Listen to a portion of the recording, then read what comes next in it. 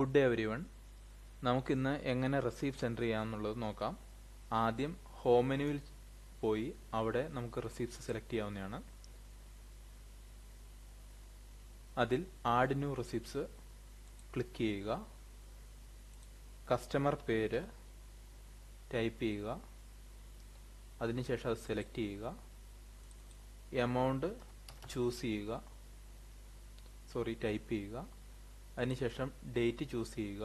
Mode of payment choose ചെയ്യുക. Notes enter ചെയ്യുക. Save ചെയ്യുക.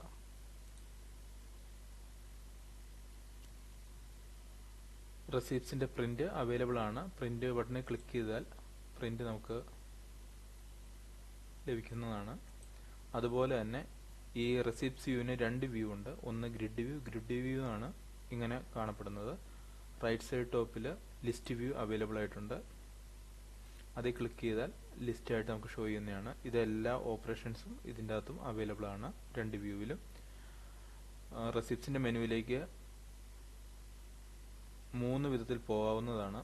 ഒന്ന്, ഹോമിൽ പോവുക. സെയിൽസിൽ റെസിപ്റ്റ്സ് മെനു അവൈലബിൾ ആണ്. അടുത്തതായി റെസിപ്റ്റ്സിൽ പോകാവുന്നതാണ്. റെസിപ്റ്റ്സിൽ ക്ലിക്ക് ചെയ്താൽ കസ്റ്റമർ റെസിപ്റ്റ്സ് അങ്ങനൊരു മെനു അവൈലബിൾ ആയിട്ട് കിട്ടും. അതുപോലെ തന്നെ അടുത്ത ഓപ്ഷൻ എന്ന് പറയുന്നത് റെസിപ്റ്റ്സിൽ സബ് മെനു ആയിട്ടുള്ള റെസിപ്റ്റ്സ് ക്ലിക്ക് ചെയ്യുന്നതാണ്. അന്നേരം നമുക്ക് ലിസ്റ്റ് ആയിട്ടുള്ള വ്യൂ അവൈലബിൾ ആയി കിട്ടുന്നതാണ്. ഇതിൽ നമുക്ക് ഗ്രിഡ് വ്യൂയിലേക്ക് സ്വിച്ച് ചെയ്യാവുന്നതുമാണ്.